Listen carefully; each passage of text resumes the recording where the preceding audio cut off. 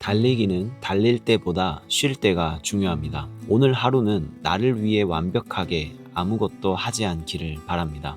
오늘 아침 눈을 떴을 때 몸이 무겁진 않으셨나요? 어제 뛴 피로가 아직 종아리에 고스란히 남아있는데도 습관처럼 러닝화를 신으셨나요? 스마트폰을 켜면 SNS엔 다른 사람들의 기록이 빼곡하게 올라오고 오운환을 외치는 사람들의 활기찬 모습이 넘쳐납니다. 그걸 보면 왠지 나만 뒤처지는 것 같고 하루만 쉬어도 지금까지 쌓아온 체력이 다 무너져 내릴 것 같은 묘한 죄책감이 들죠. 저도 그랬거든요. 물리치료사라는 직업을 달고 있으면서도 그 조급함을 이기지 못해 억지로 뛰어나갔던 날들이 참 많았습니다. 다리가 보내는 작은 비명들을 열정이라는 이름으로 포장하면서 말이죠. 그러다 결국 크게 다쳐서 몇 달을 통째로 쉬어야만 했던 적이 있었습니다. 처음엔 다리가 약해서 혹은 러닝화가 나랑 맞지 않아서 다친 거라고 핑계를 댔어요. 그런데 멈춰서서 제 달리기 기록을 가만히 들여다보니 그제야 알겠더라고요. 제 부상의 진짜 원인은 약한 몸이 아니라 단 하루도 쉬지 않은 것을 용납하지 못했던 마음의 조급함이었다는 걸요. 우리는 멈춰있는 시간을 손해라고 생각합니다. 남들은 저만치 앞서가는데 나만 제자리 걸음인 것 같아 두렵죠. 하지만 물리치료사로서 그리고 여러분과 똑같은 러너로서 깨달은 진실은 조금 다릅니다. 부상은 우리가 쉬어야 할 때 쉬지 못하는 그 불안감에서 시작된다는 것을요. 그렇다면 정말 하루 이틀 쉰다고 우리의 심폐지구력과 근력이 뚝 떨어질까요? 결론부터 말씀드리면 전혀 그렇지 않습니다. 오히려 그 반대입니다. 생리학적 관점에서 우리 몸에는 초과 회복이라는 아주 기특한 시스템이 존재합니다. 아스팔트를 딛고 숨을 헐떡이며 달리는 동안 우리의 하체, 근육과 건은 미세하게 찢어지고 타격을 입습니다. 달리는 순간은 몸을 파괴하는 과정이죠. 우리 근육이 진짜로 단단해지고 성장하는 시간은 아이러니하게도 우리가 러닝화를 벗고 누워서 쉴 때, 깊은 잠을 빠져 있을 때입니다. 이 고요한 휴식 시간에 우리 몸은 찢어진 근섬유를 회복하고 어제보다 더 튼튼한 성벽을 쌓아 올립니다. 쉬지 않고 매일 타격을 주면 이 성벽은 완성되기도 전에 무너져 내려 결국 건염이나 피로골절이라는 최악의 결과를 낳게 됩니다. 휴식은 운동의 빈칸이 아니라 다음 달리기를 완성하는 가장 적극적이고 훌륭한 훈련입니다. 자, 그렇다면 쉴 때 불안해하지 않고 제대로 똑똑하게 쉬려면 어떻게 해야 할까요? 부상 없이 평생 달리기 위해 오늘 당장 실천할 수 있는 5가지 회복 솔루션을 공유합니다. 첫 번째는 디지털 디톡스입니다. 쉬기로 마음먹은 날에는 인스타그램도 보지 마세요. 타인의 속도와 거리를 보며 내 마음을 채찍질하는 자극에서 벗어나야 뇌의 교감신경이 안정되고 진정한 신체 회복이 시작됩니다.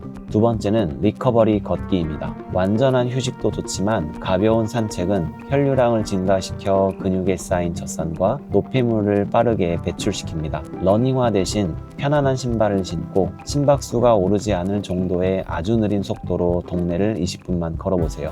세 번째는 통증 없는 부드러운 근막 이완입니다. 폼 롤러를 할 때 악을 쓰며 아프게 문지르지 마세요. 강한 통증은 오히려 근육을 긴장시킵니다. 종아리와 허벅지에 폼 롤러를 대고 체중만 가볍게 실은 채 깊은 호흡을 뱉으며 천천히 2분에서 3분간만 머물러 주세요. 스펀지에 물이 스며들듯 근막이 부드럽게 열릴 겁니다. 네 번째는 회복을 위한 수분과 단백질 보충입니다.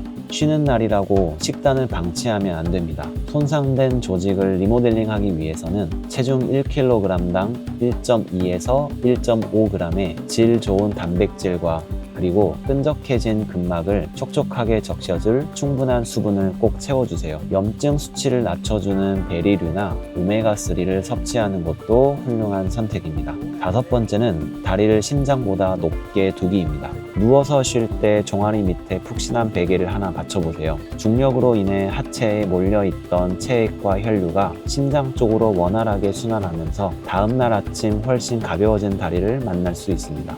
이 중에서 여러분이 쉬는 날 집에서 편안하게 따라할 수 있는 하체 관절의 압력을 줄여주는 3가지 회복 루틴도 공유해 보겠습니다. 뛰면서 뻣뻣해진 관절의 원래 역학적 움직임을 되찾아주는 동작들입니다.